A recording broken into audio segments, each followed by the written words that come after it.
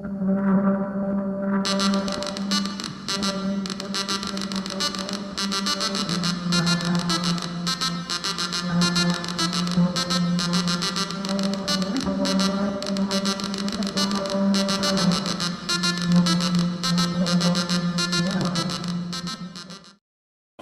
is a strange beast. One day you called me up and said, "David, I found this really neat thing. You have to check it out." Yeah. Just threw our BBS away and brought up FidoNET. That was a remarkable revolution in BBS for the Fido boards. They were great. Because I mean, you get a message somewhere without having to make a long distance call yourself. The feeling was just indescribable. The feeling was actually greater than the feeling that I had when I actually first started the bulletin board. You know, I mean, it was like a feeling of, okay, I really am a sysop. I've been accepted by my fellow sysops. We would literally sleep on the floor in that room waiting for the phone to ring, knowing that we were getting our nightly load of FidoNET info. And it was like, you know, you were always the first person up there to wait, and you would watch the progress meter. It goes, okay, we're done. Let's see who replied to my message, you know. FidoNET was really our first ability to sort of be in the broader community like the internet feels today. FidoNET didn't invent something that didn't exist before, but it provided it to a whole new group of people. Yeah, this is just amazing that we can get mail messages around the world and nobody has to pay anything on all these phone calls. Fido was really what brought bulletin boards into the modern era. And so be sure and cover that well.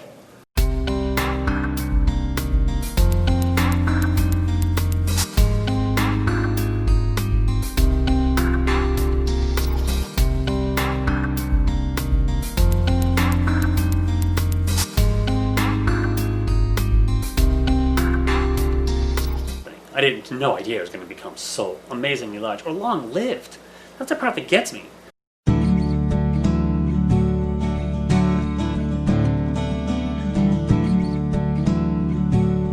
Phoenix Software was, I believe, if I remember correctly, the sole subcontractor with Microsoft to install MS-DOS on various manufacturers' hardware.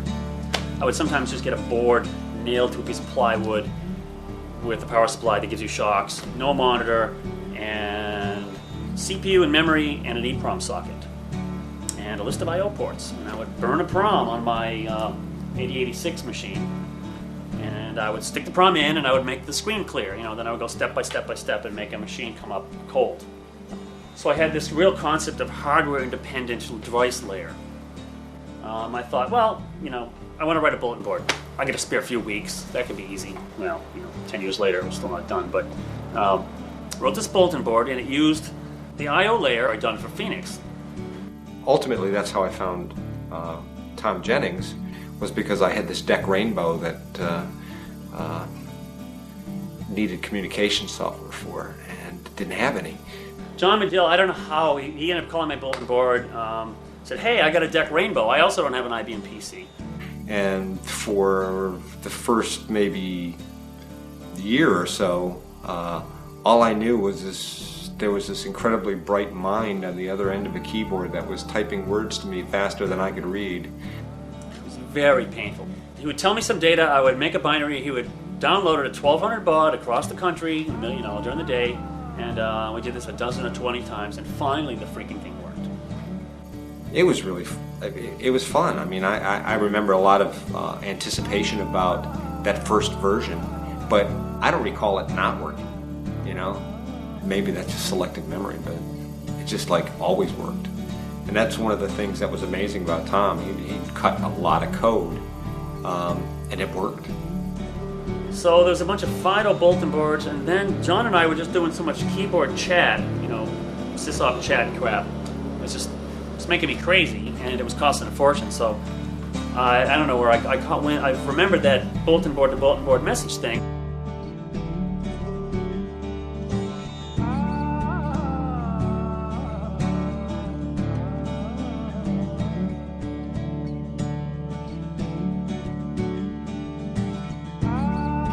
Tom and I used to talk on the phone frequently. He said I was talking to John Medill and got to thinking about it. He said, wouldn't it be neat if our boards could call each other up, exchange messages maybe exchange files. There was other talk about this stuff at the time, and I don't recall it. But they were all very complicated schemes. Oh, we must get around this local call business. And I said, well, what does it cost? Just what does it cost?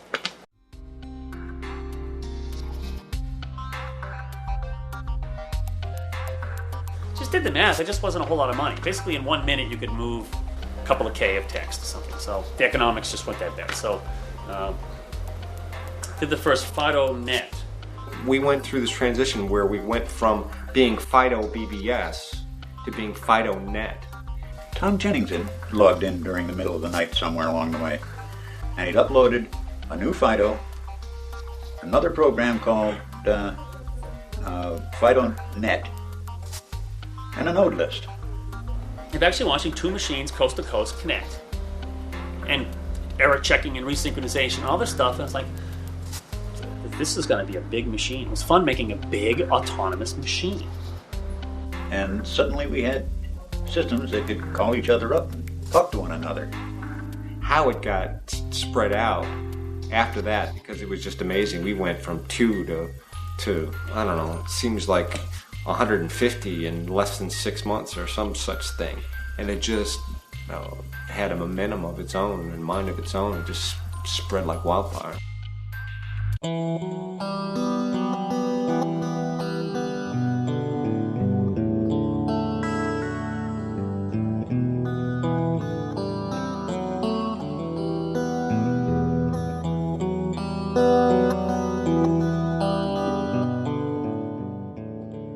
When Jennings was running it, somebody'd call him up with a change, and he'd write it down on a post-up, and he'd stick it up on the wall.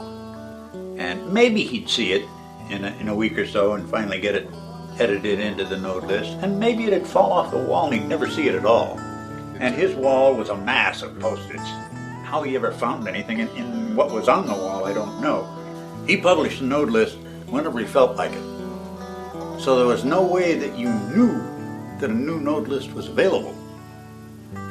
So Ken and I got together over the phone, and I said, we've got to do something about this. So I made a conference call with Ken and TJ. Our position was, you've got to give up this chore and let somebody else do it. So he says, okay, you do it.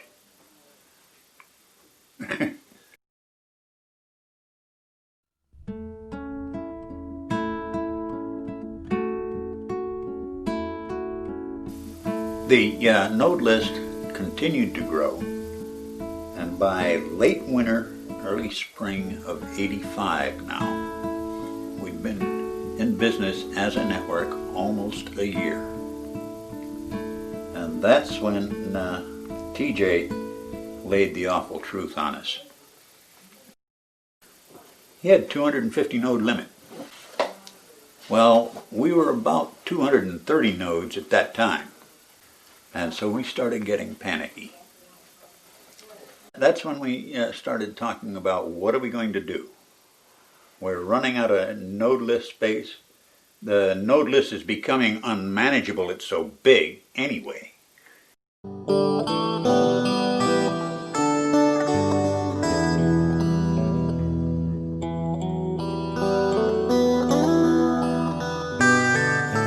I took off work, Ken took off work, Tony Clark took off work, and TJ, we all came here, and this is the meeting you're talking about.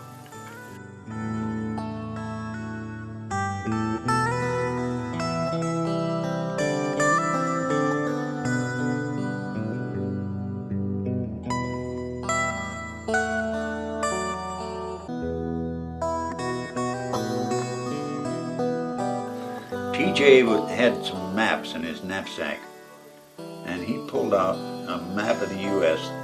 All it had was the outlines of the states. And Tony Clark and I got down there with felt tip markers and started carving out regions.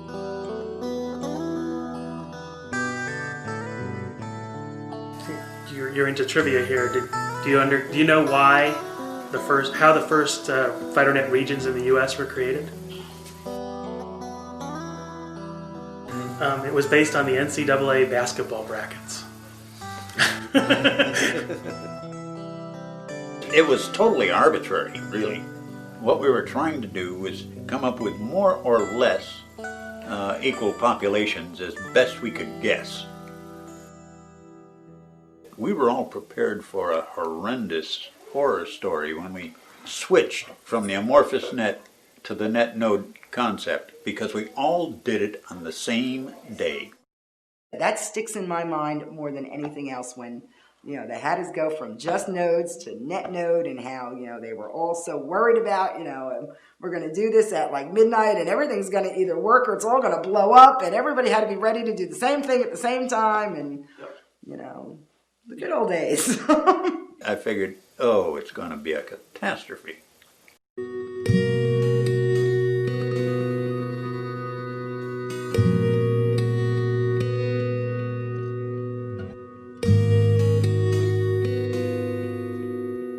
It was the 17th node on the FidoNet, and then they went to regions and nodes, and so then 107 was the New York area, and everybody had to split off. And since I went down to New Jersey, they had changed my number, and I got upset with that because now it's 10727. I went, no one's going to know I was an early starter in this, and here was my point of pride, that I was one of the early settlers on the homestead. So yeah, it was a giant ongoing software project. It was kind of open-ended. It's kind of fun up until like 92. Almost 10 years.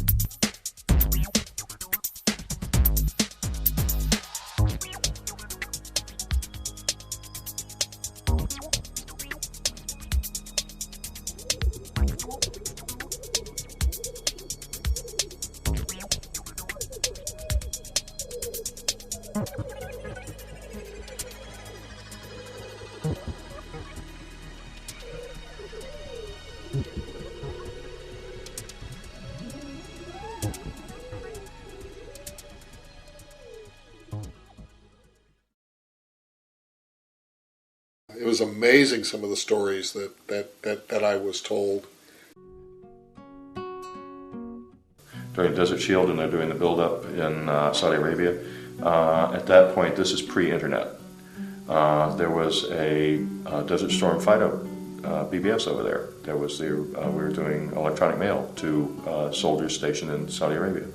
And at the time, this was pretty groundbreaking. The lure of having stuff sent to me and available for me to read when I wake up in the morning from God knows where on the planet. And yeah, it's the planet because there was stuff popping in from other places. It wasn't just local stuff. It worked well. I could send, email messages across the country long before anybody heard about the internet. Long before people, what's that? Basically for free, I could send a message from here to New Zealand, Australia, New York City, wherever. I remember this one guy, I don't remember where he was, I just knew he wasn't on our continent. I would send a message out to him, and it would take 2 days for the packets to get to his BBS. Then he would reply, and it would take another 2 days for the packets to make its way back to me. That was a fascinating thing. You're projecting your presence vicariously out, and you have no idea how far it goes. When you get to the messaging alone, there's that to field in the subject area. That's the news groups. This is a news group that has a to field in it. And that, for people, has a bizarre effect on people to look at. First off, they look at it and they think, it's not to me, I'm not supposed to be reading this. Okay? But they get explained to them that this is a message that's public. If they wanted it private, they had the option to. So they wanted you to see this. And they thought, well, he did that on purpose then, huh? Okay. And now they want to read because they know that people are seeing it. And that little subtlety in there is just tremendous. You could do your own filtering. You could decide which echoes you wanted to view, to participate in. You can lurk in any one you want, not say anything, and then come into any one you want, and then project yourself. One Tuesday a month, second or third Tuesday of the month, we'd meet and get together. It was great because then you could meet with all these people, and everybody was a fabulous mind. You've interviewed a lot of these people. There's no idiots out there except for maybe one or two users. I think when I used to travel a little bit, and when I traveled, I usually took my node list with me because it was like the greatest BBS list. You could use that, and then find local ones. We met people all over the world. We had people come visit us from Australia, and they took a trip to the U.S., and what they did was they pretty much traveled around and stayed with other sysops. There were organizations that used FIDO as a means for communicating within different locations in a company. And it was a real cool tool for businesses to use at that time. If it was if it was a relatively small club of 100 people or 1,000 people that went on for 10 or 15 years, it'd be one thing. But it's like this huge, nebulous, swirling mass of chaos. And when people send me email, it's like from some area I never heard of. Like if there was about a year and a half when I was getting email from .ru domains about FidoNET stuff in Russian to English dictionary language. And Russian is just a complicated language. It doesn't translate well. So I was like, I didn't even know what they were talking about. But it was flattering. It was, it's generally good. They were asking questions, and if I could answer, I'd answer. So just these, so clearly FidoNET was having a little mini something or other in .ru land, and I don't know what it's about. Just a few months ago, I heard from a doctor in Vietnam, and he said, all the fancy stuff of the internet and all of the rich collection of information on the internet, but that's censored in Vietnam by the government. But phones are not. And he said, do you know I get HIV information that is the latest and the best HIV information anywhere on the planet? He said, and I get that through BBSing because they don't censor the telephone. So they can shut the internet down, but there's still a way in. And he said, thanks.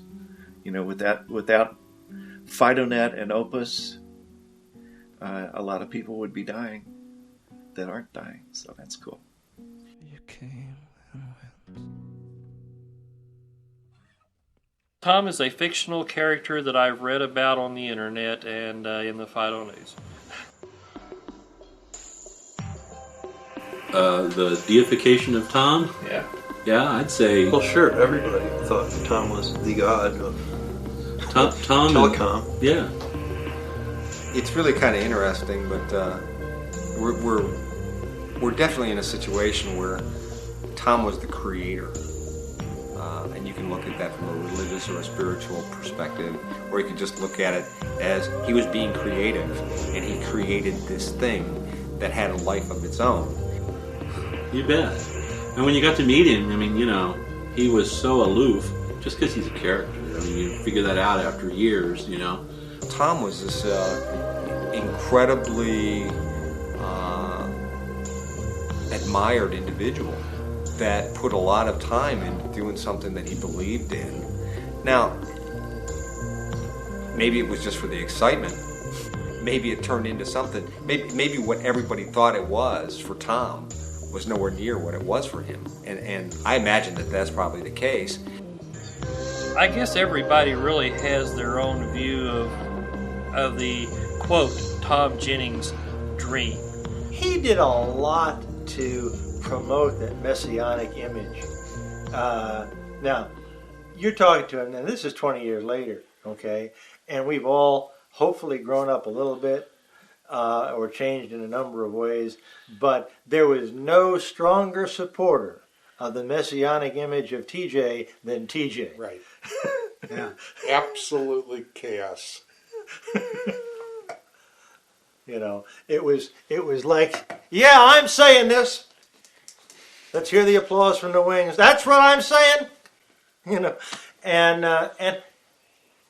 Laura loved him. He deserves kudos for what he did. There's no question about it. His idea was we were in FidoNET to communicate. I don't think Tom wanted to be the emperor of anything, and I think he'd probably be amused by the idea of people coming to him saying, "Oh, Holy Father, we want you to rule on something for us." Everybody's going to have their view of what Tom Jennings' dream for FidoNET was. I think really his dream was, in a nutshell, communication. Getting people to communicate. And I think if you really want to boil it down a little farther than that, I'm not really sure that he had a dream. I think he just had an idea that this would be fun to write this software. It just gets used to justify any old thing, which is kind of flattering that I have this apparent power. In fact, you know, send me checks. Everyone send me checks. So there was this net node thing. The region, the linguistic error I made was calling it a region, with the idea that nets are encompassed in the region. Rather than just being a logical entity, they were taken to be political boundaries. And this gave them this de facto position to assume geopolitical power over sections of the FidoNet. And that started in '84 and was, as far as I'm concerned, the goddamn fucking ruination of FidoNet. The political conniving over region stuff. And the little petty thief stuff. Oh, petty dim-witted bulbs who I still get mail from once in a while. The technology is easy. It's the politics that's hard. There was this whole political side that just, whoa, yeah. I have approached people in the past, hey, how about FidoNet? And they're like, ooh, too much politics, too much fighting. It's the same crap that's been happening ever since Tom created basically the second node out there. I mean, the politics have been going on since day one. And it's just people that are trying to do their own power plays. It's sad that they're taking a really nice technology and distorting it to their own means. FidoNet was a good thing. I really enjoyed being associated with FidoNet. The politics killed it. Instead of getting something accomplished and done, when you put something on the floor, everybody else wants to be part of it, and the only way they feel they could be part of it is by trying to make that thing better. And then you get involved in a bitching competition about how it should be done right. Nothing ever gets done at all, and all that's left at the end of it is just a whole bunch of bitterness. When you have a small group of people, everyone knows, you know, we might have foibles and differences, but I can see you're working on this, and so things sort of work out. But when you get to the point where you have people who don't know each other, then you get to the point where people perceive that there's an inside and an outside, and they're not inside, and things are being done to them from the inside, and then people scream and yell. Whereas if you would have said, we're doing it this way, this is how we're going to do it, you people make it work, would have been much better. But no, they could never get themselves to commit to paper on something. All the nights you sat there after sending flame mail to somebody, you know, oh, I don't want to coordinate with you anymore, you suck, bing, and you'd watch as and you would do a forced drop, right? You would force the upload to the node immediately, and then you'd sit there and you'd wait, and you'd pull the node, and then bing, it would come back, and oh, well, you're an idiot, and you have snakes in your bathroom, and yeah, you'd sit there, it was so funny to watch. I mean, now you look at it and it's ridiculous. But in a region, you would have little hot spots like this, and every now and then, like the Pittsburgh sysops would all be screaming, yelling mad at their NC, and like, I have no idea why. What's the big deal? Does the mail get through or not? It either does or it doesn't. Who cares? then it just sort of started to become so much flamage. It was like you never were doing anything right. But eventually it became almost a battleground where, well, you can't get it right, but I know I can, and then sort of everyone wanted it. Then it got into, well, we run the right BBS and they run the wrong BBS, so we need you to kick them out. Private individuals, most of whom had real jobs for real companies and did this in their spare time at their own expense, with their own money, and didn't have time to mess around with all this political stuff. Was I want to be able to turn my computer on, and I want my email to go, and I want my news groups, I want my Echo Mail, and that's what I want. And I don't want to deal with the rest of this stuff. The day my computer stops working, and then maybe I'll get involved. We're not going to agree. We don't need to agree. The protocols have to run. That's all. We're never going to agree. We shouldn't have to agree. Technically, the stuff works, and if you want to spin off your own network, that's just fine. But the rest of it, he doesn't give a flying fuck about the politics of FidoNET any longer. I bet he's disappointed in how things turned out. You think so? I mean, if he were not disappointed, I think he would still participate. It just has to follow these minimal standards. The rest of it, I couldn't give a shit. Who, how, what bad thing they did, whether they're Nazis, Mother Teresa, I just don't care. And it doesn't matter. It just doesn't matter.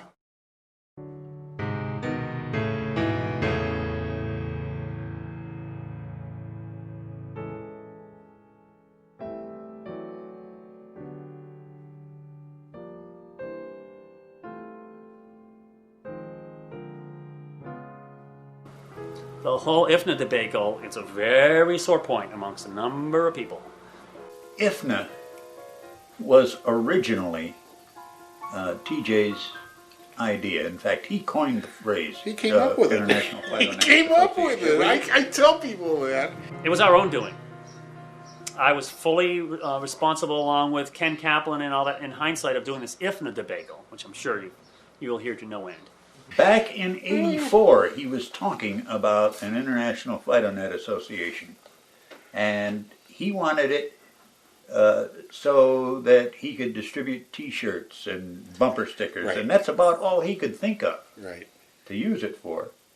We said we need to be represented. We need to have a little technical appearance in the technical world, and as a group buyer of who the hell knows what, IBM PC insurance, whatever the hell the idea is at the time, we'll have this International FidoNET Association. We felt that we needed some voice out there. We needed some sort of lobbying voice, or at least some voice that we can bring to government and say, we're out there, this is how it works. You don't need to necessarily recreate laws for this sort of stuff. Why do we need an IFNA? The answer was so Ken and Ben could legally accept money to help support their efforts with Fido.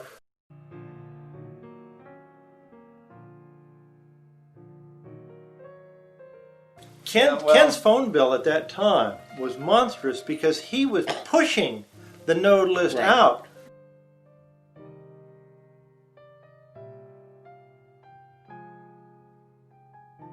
Ken filled out his taxes, and his accountant told him he was going to owe taxes on all the money he had collected in '85. He was screwed twice, because his accountant told him the donations would count as income, but the expenses wouldn't count as expenses. It wasn't a huge amount, but it was a non-trivial amount, I'll tell you. And it was insult to injury. And why to report it as income? Exactly.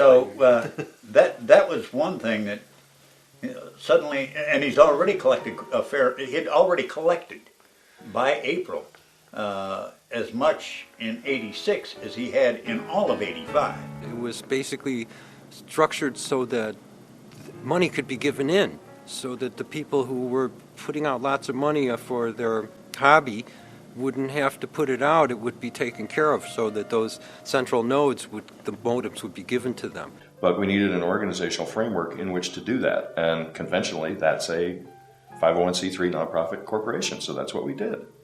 That was the beauty of it. Like, wow, we don't have to charge you for this. It's not even like an ISP to get on. We don't have to charge you. It's like, but we have to have this rule book because otherwise they won't give us this classification. Then corporations will just give us stuff. I spent all the money that came into IFNA.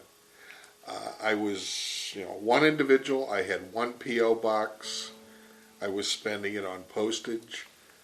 I was spending it on, some of it phone calls on corporation. I was doing absolutely nothing except for going out of my way to try to cross my T's, dot my I's, and do everything to properly set this organization up. It was something we all agreed on, and unfortunately it got bastardized very quickly after it got taken over, because everybody feared that this was going to be some organization that was just going to destroy FidoNET. I got just absolutely, this guy is stealing money. He is, gonna send everybody down the tube, and he's taking FidoNET with him. I think they saw Ken Kaplan, and these guys sitting here saying, he's a good guy, he can be in. He's a bad guy, I don't want him in. It's horrible, it's miserable, we don't want it, we hate we it. wanted to steal FidoNET. Yeah. We had created FidoNET. We presented this idea of the IFNA, voluntary association, but we blurred some lines. We really fucked up. It would also manage the node list. People saw in this, probably rightly so, the seeds or the roots for future, quote, takeover of FidoNET. So there'd be this, nice and all well-meaning IFNA that controls the node list. And then if they decide to charge money later, you've basically commercialized FidoNET. That wasn't the goal at all. That really wasn't the goal.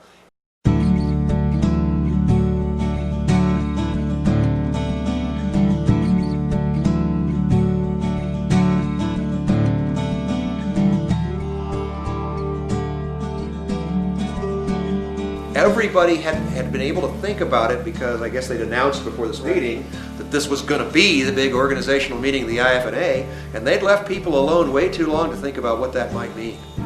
And they had already decided not only how horrible it was, but specifically which evil, foul, universal crime against humanity it was going to commit. And when they stood up there, I don't think anybody was more stunned than they were. What happened was it blew up in front of us. We were like shocked. People are screaming, we're being railroaded, blah, blah, blah. And then, once that polarization hit, which was within 30 seconds of the first meeting to discuss whether we should do this and whether this was the way to do it, it was spiraling out of control from then on. It was a whole horrible mess. We didn't understand what was going on. There was just no good way to please the masses.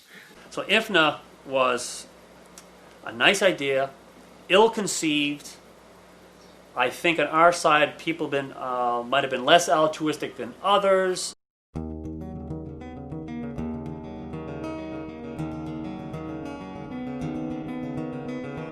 So IFNA, once formed, chugged along under its own inertia.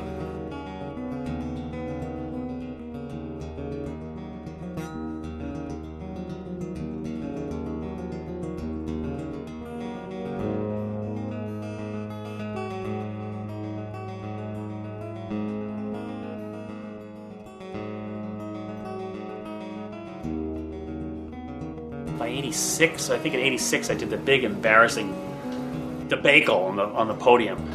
Was very stressful and a painful day. Yeah, he was not a happy man that weekend. But we said, you people are fucked. This IFNA stuff. This was the classic animal, George Orwell's Animal Farm. It's like the third or fourth FidoNET conference. And everyone was just a bunch of dorky sysops, right? All a bunch of flabby white guys and 5% women. And we're in some banquet room for this conference, which was very heated. There's all this stuff. There's this evil lawyer involved. The guy who was running the conference was a lawyer from Denver. And he kept making speeches. And every time he opened his mouth, he made things worse.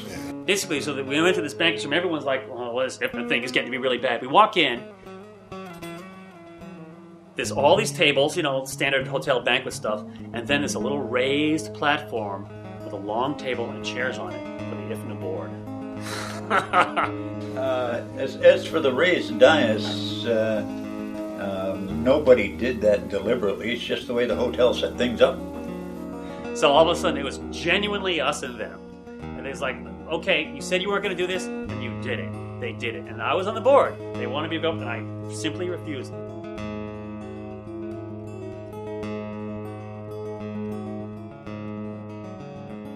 I said some horribly disparaging thing about it, and other people were up in arms. And then poor Ken Kaplan, because his heart was always in the right place and stuff, always. Poor Ken Kaplan said, okay, that's all, and it just collapsed into chaos.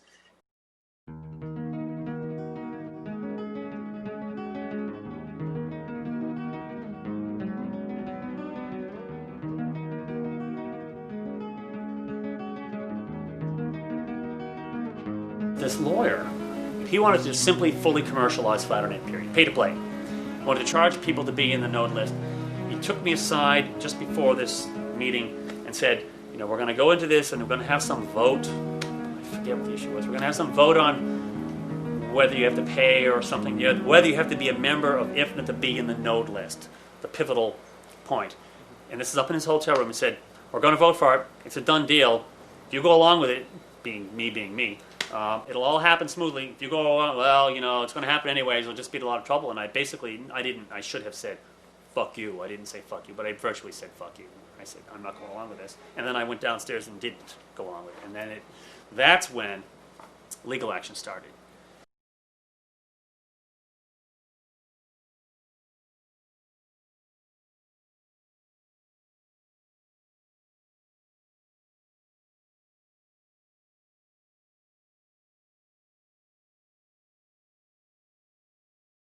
It was fairly easy for a small number of people to wreak a large amount of havoc. And it's easy also to lose perspective on that and realize that on a large scale, the network crawled on.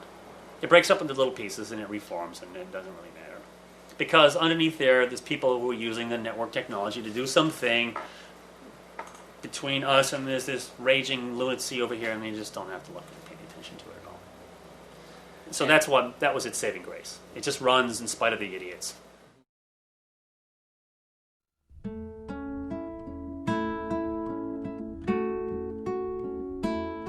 Yeah, well, I know when Ken, and I call it a disappearing act, even though it really wasn't that, but when he just, you know, pretty much had it, I always wondered if he was bitter at the end. I mean, he got screwed. Yeah. But then again, they all did.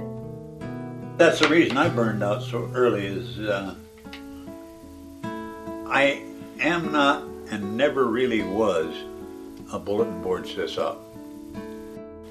What I was into was the technology, the creation of technology, the advancement of technology. That's where I got off.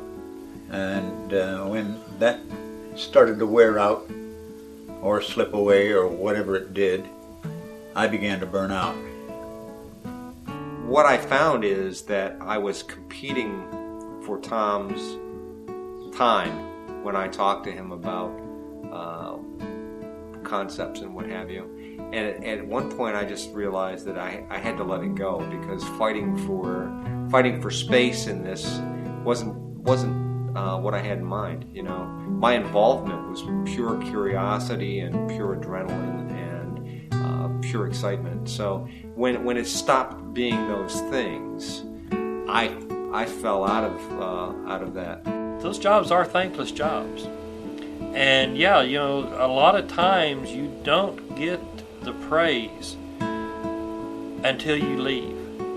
It's so nutty, and you sit there and you're getting cursed at, and I'm not an evil guy, I know I'm not, what the hell? And they eat you up. It's like you're sitting there and all of a sudden I realize, you know, my wife divorces me because I'm always on the computer, but I'm on for these stupid conference things trying to straighten, you know, and explain myself over and over again, and what am I doing this for? This was supposed to be a nice hobby.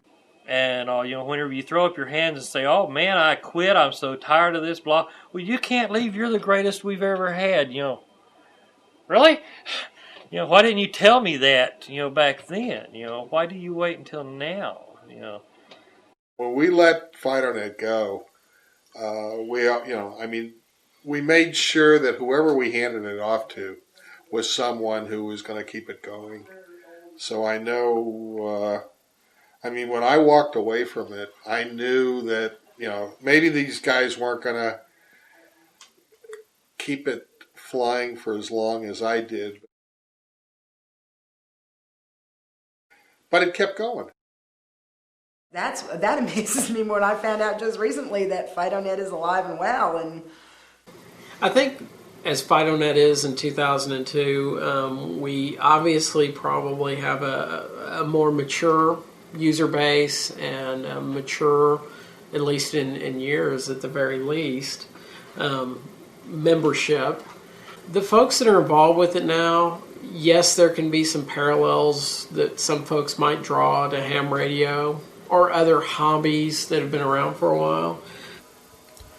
We are a dwindling breed, but we're stubborn. I look on that as a badge of perseverance, and I still find value in it. Do you think there'll be a FidoNet in 10 years? Absolutely. What it looks like, I don't know, and I'm not even going to try and predict. It'll be smaller, I would bet, but yeah, there'll be a FidoNet in 10 years.